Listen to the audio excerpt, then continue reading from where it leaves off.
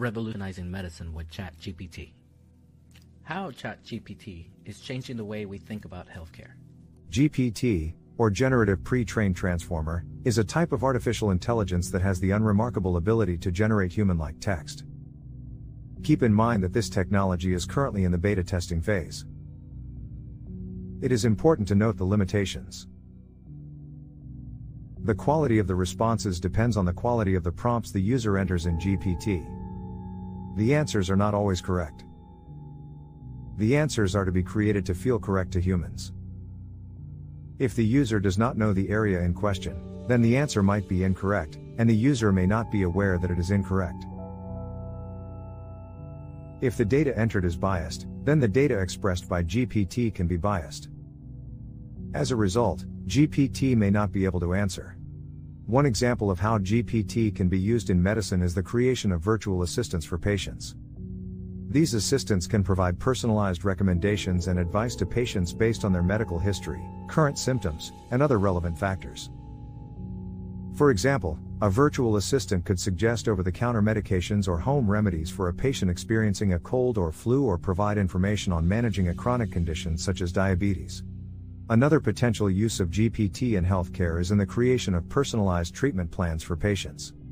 By analyzing a patient's medical history, current symptoms, and other factors, a GPT-powered system could generate a customized treatment plan that considers the patient's specific needs and preferences. GPT could also help healthcare professionals with daily tasks, such as transcribing medical records or generating reports.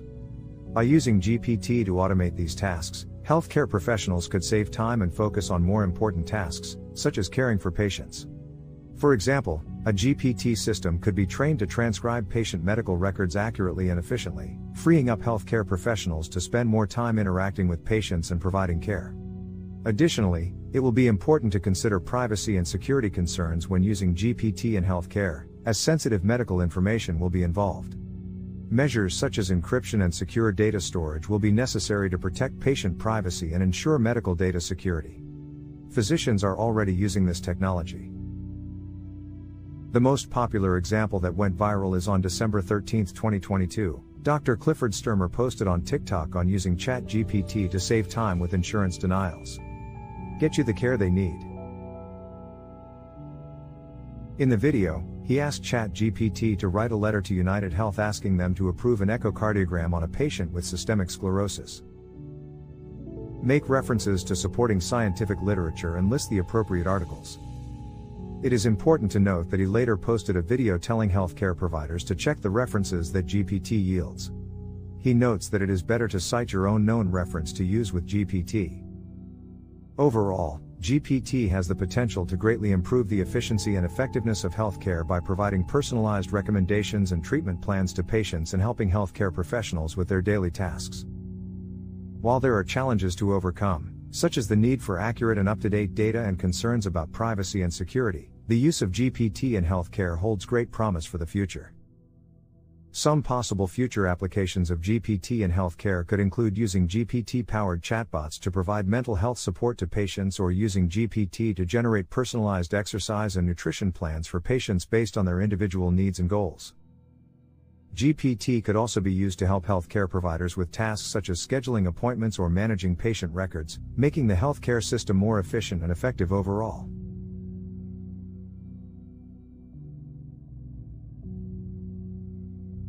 The potential for GPT in healthcare is vast, and it will be interesting to see how it is used in the coming years to improve patient care and the overall efficiency of the healthcare system. Thanks for watching, and please follow me at Harvey Castro, MD. Dr. Jesse Erinfeld is an American physician. He is president of the American Medical Association and professor of anesthesiology at the Medical College of Wisconsin.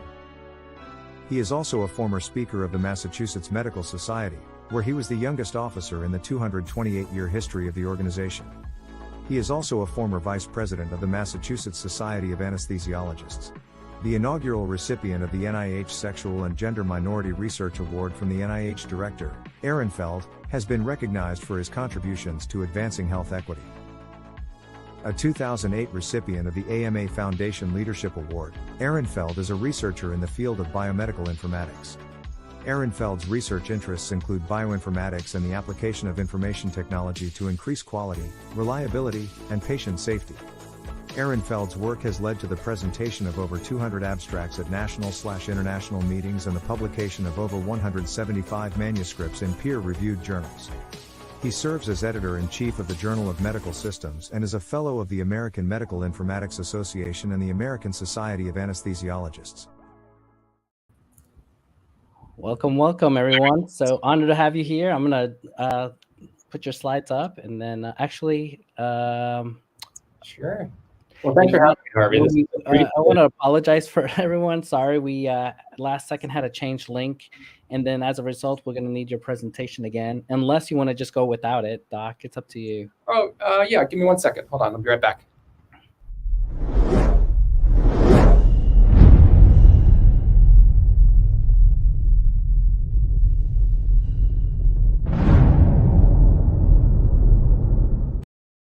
Okay.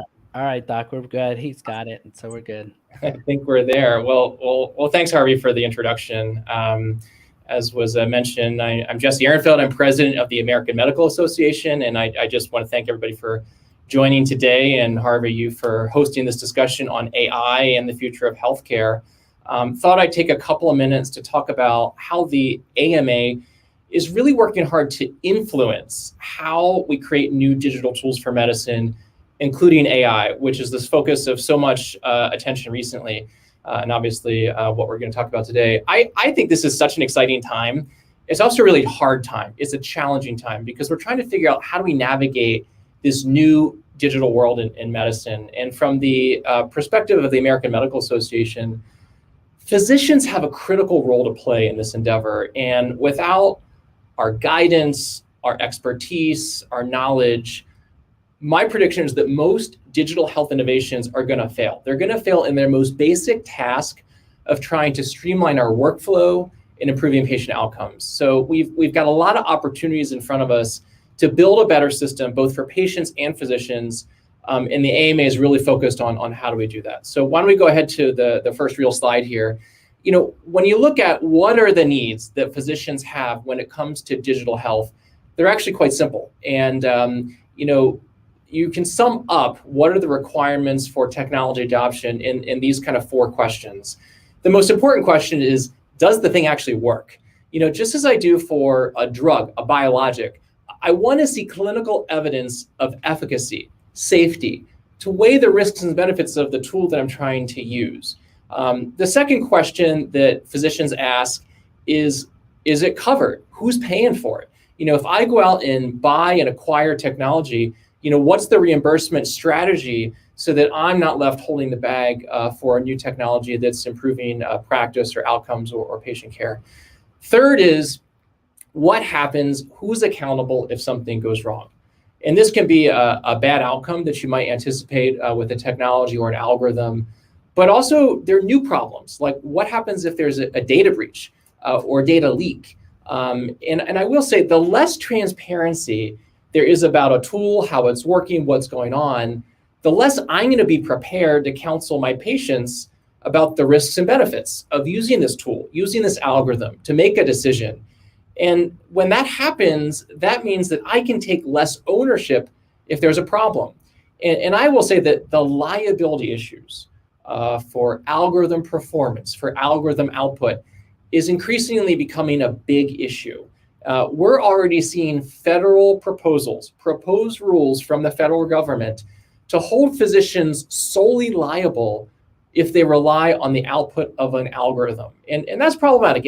If I don't buy a tool, you know, my health system, my clinic, my practice buys something, they embed it in my EMR, I use it, I use the algorithm to make a decision, and there's a problem, right? The output's wrong or something's off, and I get stuck holding the bag solely if I rely on that algorithm. That's a challenge. And so we've got to make sure that the regulatory systems are appropriate to ensure safety and performance and put liability exposure where it belongs, with the person who's best suited to mitigate the harms. And that's often not going to be the physician or the end user. The last question is, does it actually work in my practice? And we see a lot of tools, a lot of algorithms that are brittle. They break down. They're developed in one large academic medical center. They're deployed at scale across lots of places in the US or globally, and they don't work. They fail. And there have been some colossal failures, well described in the lay press, where algorithms designed to improve care have actually caused harm.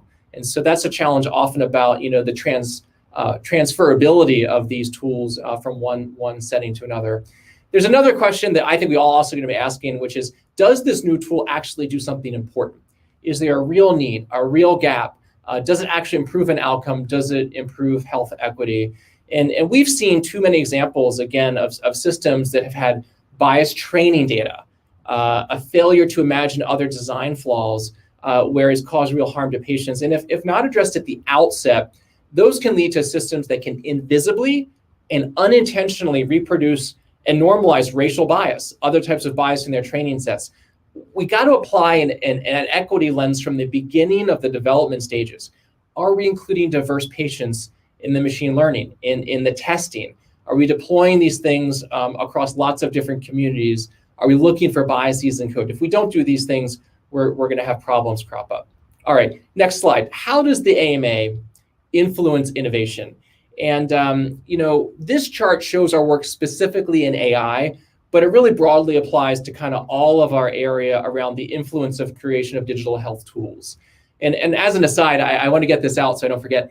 When I talk about AI, I like to refer to augmented intelligence to emphasize that human beings have to be at the center of patient care. And whatever the future of healthcare looks like as it evolves and changes, patients need to know that there is a human being on the other end helping to guide their course of care. That's essential. When I'm sick, when I have a problem, and I 2 weeks ago had to go to the ophthalmologist, I was having some blurry vision, didn't know what was going on. That's a moment when you really want somebody who cares, right? You really want somebody to come up, tap you on the shoulder, hold your hand, and walk you through. AI is not going to do that, and we have to make sure that we keep people at the center of these digital tools. And so that's why, when I talk about AI, I talk about augmenting the capabilities of our healthcare professionals, physicians, nurses, nurse practitioners, PAs, not replacing them with artificial intelligence. So anyway, back to the chart. We're influencing AI development in a bunch of ways. So helping develop standards. We got to have standards, the common language for how these tools can be built. We have to have underlying ethical principles for what the standards and approach is. We're trying to make sure that we inform physicians across the nation about what's happening. What are the emerging trends? What do you need to know about AI in healthcare today and tomorrow? We provide funding to support AI research, as well as AI validation and implementation into physician practices, helping people understand if there is a tool and you want to adopt it, how do you actually go about doing that? We have a whole series of playbooks and implementation guides that we put out and make freely available for physicians across the country. We have developed a whole bunch of research around AI solutions, developer tools, best practices, and then we do work evaluating solution efficiency, usability, and then have implementation guides. So soon we're also going to begin work on a set of principles and recommendations around AI-enabled tools and the appropriate ways to integrate them into clinical setting, and look forward to bringing that work forward, hopefully within the next year. All right, next slide. AI is on the top of the mind for a lot of physicians right now. And because there's a lot of uncertainty about application of AI, around standards, the regulatory environment around it. And through my role at the AMA and also work at the Association of American Medical Instrumentation, AMI, and their AI committee, I've been a part of a lot of conversations looking at requirements for AI in healthcare and the underlying standards for these things. And there was a really, really dedicated group that brought forward guidance document on the application of ISO 14971, which is an international standards framework for AI and machine learning. And what's really interesting is that there's some key issues that are foundational to making sure that as we have a regulatory framework, standards, and a paradigm to bring these tools forward, that these key issues around risk, intended use, the competency of the operator of the tool, issues around data quality, bias, security, privacy. What happens if there's over-trust, over-reliance on these tools? These are issues that really come at a risk mitigation framework that a number of individuals, including the AMA and AME, have been worked on. Now, we all believe AI can bring benefits to healthcare, improved outcomes, improved efficiencies, improvement in the management of healthcare itself. But we also know that whenever you implement a new technology, like AI-enabled tools, whether it's software as a medical device, an AI-enabled medical device itself, there can be risks that can jeopardize patient health and increase inefficiencies. There was a really nice white paper that the British Standards Institute and AMIA put out in 2020 that looked at the safety and effectiveness of AI medical devices. That white paper concluded that data-driven AI medical device systems or machine learning medical device systems differ from traditional rules-based systems in 3 ways. First, there's learning going on. These systems can learn and accumulate data. 2, there's autonomy. These systems have the potential to modify the output in response to their learning, potentially without clinician oversight, any human intervention. And the third issue is inexplicability. Because of the sophisticated computational abilities, the intricate statistics going on, the large complex data sets, the rationale for an output may not be easily understood, even by somebody like me who's a well-trained clinician or another healthcare worker. Now, all medical devices come with inherent risks, whether they use AI or not.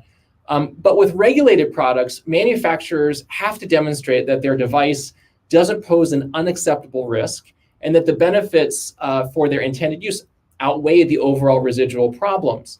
Now, there are some critical questions that remain, though, about how that and related issues ought to apply, particularly to consumer-facing products that are AI-enabled, but don't seek or have a requirement for regulatory oversight.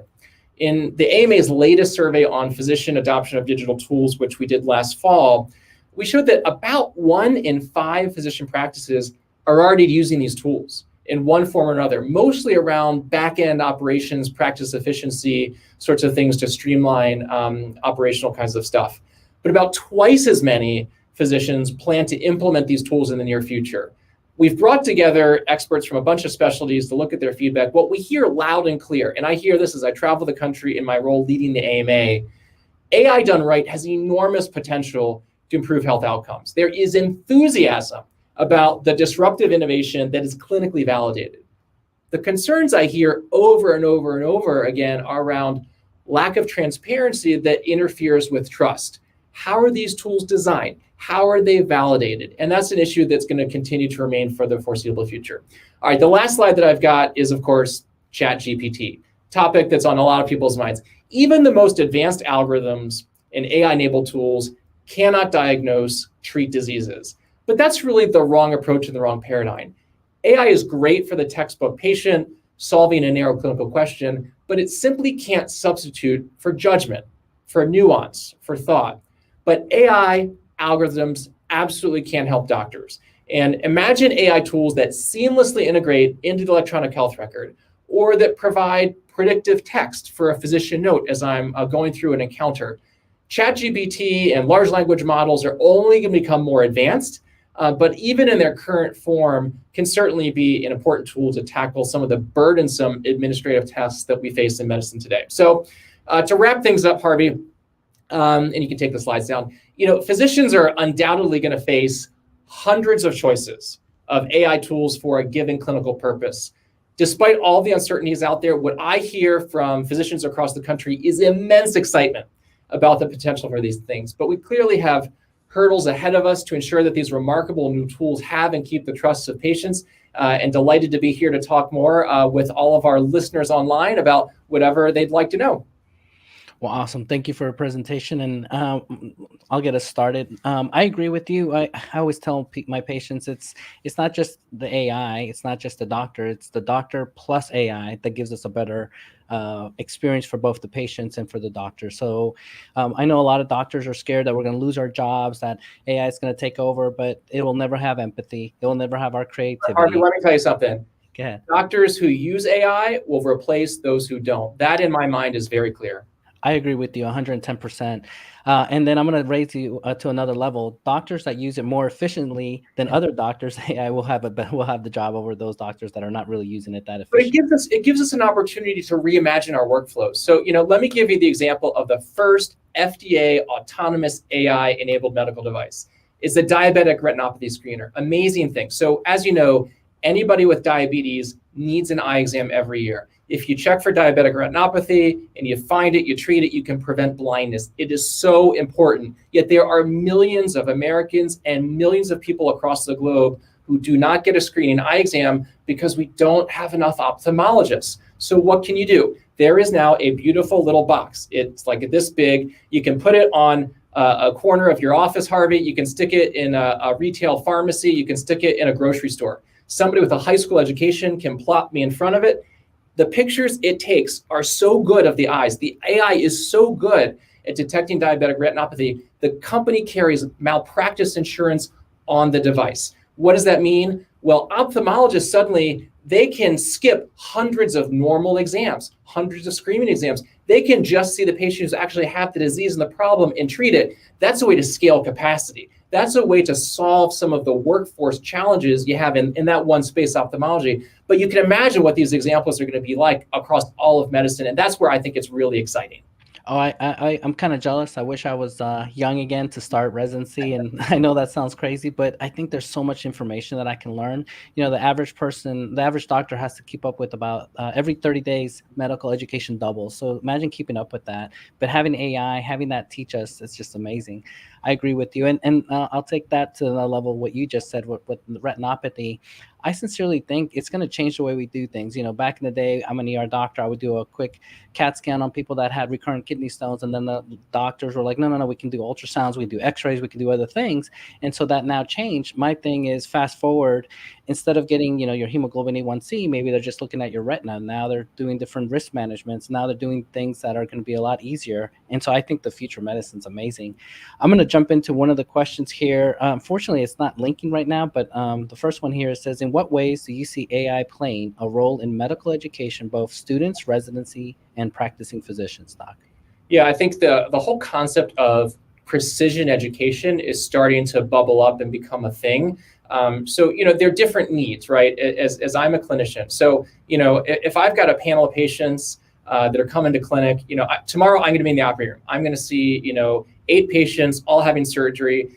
It would be trivial for an AI tool to scan those charts, to look for the procedures, the comorbidities, the one-off diseases that are going to be there tomorrow in the operating room when I put on scrubs and I need to manage risk, but I may not be familiar with, right? I may not have seen this particular set of circumstances, this particular thing. You could imagine a paradigm where, suddenly the day before I get served up, here's some quick pearls about, a patient tomorrow that you're going to see at 11 o'clock. Wouldn't that be nice to know that ahead of time, as opposed to, after the fact, or I'm in the middle of something, I'm trying to look it up.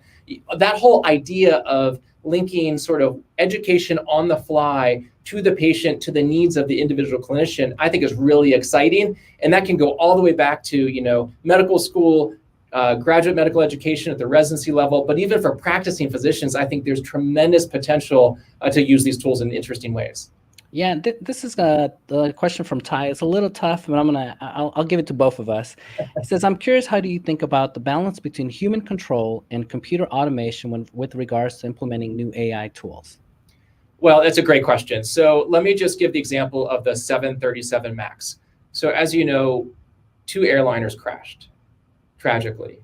And there was a big mistake here, because what happened is Boeing built an AI safety system, right? And it had to do with the mechanics and the engines and the size and the wings. That safety system malfunctioned. It was an AI autonomous safety system that literally pushed the nose of the plane into the ground. The pilots didn't know about it. It was not in the operations manual. There was no specific training required. I can only supervise and correct a problem if I know that there's an algorithm doing something. We have to make sure that anybody in healthcare that these algorithms are touching, physician, patient, nurse, whatever, knows that the algorithm's there, or otherwise we have no hope of being able to supervise, correct, or reject its output. And so that's an important lesson that I think helps manage that to some degree.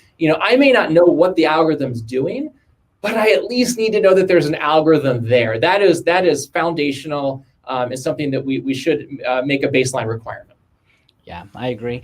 And my 2 cents on that is we got to train our doctors on the good, the bad on AI, not just the good, but also the ugly for them to understand. Because if they don't know that these issues exist, then like the pilot, they won't know how to correct it because they don't even know. So we need to be advocates. And I'm going to encourage everybody that's listening out there, whatever you do know, to teach your fellow doctors.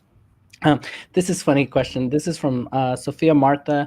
She's the head of Google Cloud, and she wants to know, are you aware of MedPalm from Google or any other LLMs applied specific to healthcare, just in general? Yes, there are models out there that people have developed, trained.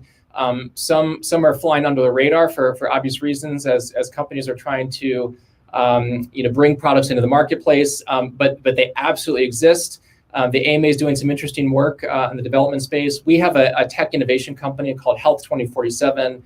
It's a wholly owned for-profit subsidiary in Silicon Valley, and that it's not a startup. It's an innovation company that has actually birthed a dozen startups. And there's a lot that's in the pipeline that I think is important and exciting. That certainly is going to be transformative at some point. Yeah, and I'll ask another one, and I'll put it to both of us. It says, I can see LLMs failing on liability side. How do you deal with the medical failure done with AI?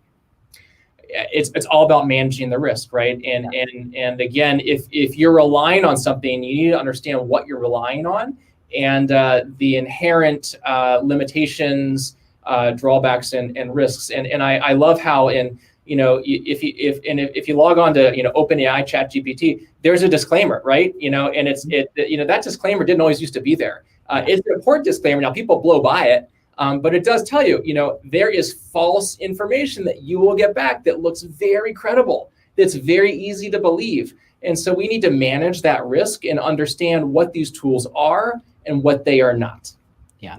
And then what I tell my docs is like, hey, when you use open up to date or use other references, ultimately you're the doctor. You have to make that decision. Your gestalt has to carry you through that. So you can have all the aids in the world. And obviously there's times that we see an X-ray and we disagree with the X-ray. We're like, no, the clinical picture is X, Y, Z. And I'm going to say the same thing. You need to always be the doctor in this. And even you take this, I mean, I don't know where you've worked as an ER doc, but you're in a resource limited environment. You've got multiple patients you're having to prioritize. You may have resource limitations. I spent 10 years in the Navy, served in combat overseas in Afghanistan.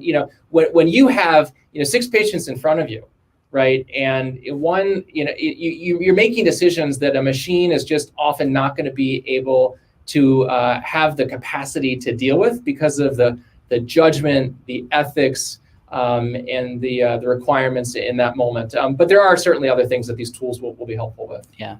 Here's another question I get often. It says, in view, what are the biggest barriers to a widespread adoption of AI-driven medical devices? So what do you think are some barriers right now? Yeah, so I think trust is an important one with all these technologies. And, we have to make sure that we don't lose trust before we actually get a chance for these things to be brought in the marketplace and take hold. And that goes for both consumers as well as physicians. But also this liability issue. Again, if it sticks that I am solely liable for an algorithm, even if I didn't buy it, I didn't build it, I didn't deploy it, it was put in my EMR. If I'm solely liable, if something goes wrong, you can imagine that will be a nail in the coffin and potentially create an AI winter, which would be very, very unfortunate. And so I hope we get that sorted out from a regulatory standpoint, but it is something that is a bit of a moving target right now. Yeah, and I know we only got 2 more minutes, so I'm going to leave it up to you to see if you want to add anything else just in general about AI in healthcare. Well, I'm so excited. I'm an informaticist, an anesthesiologist. I've worked in acute care settings, my entire career.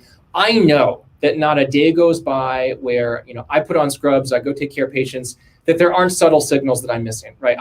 My brain can't pick it up. I want the tools, I want the algorithms that can look at 34 continuous parameters and help me understand when something is about to happen, but before I can see it, because that's going to make me a better doctor. It's going to make my patients have better outcomes, and I really am looking forward to a future where those tools are real and accessible and help us take care of patients. Well, honestly, it's been an honor to have you. I hope to have you soon. And next time we won't have any technical issues. So I apologize for people out there. But thank you again, Doctor, I know you're extremely busy. So appreciate your time. Thank you, Doctor. Thank you, Harvey. Appreciate it.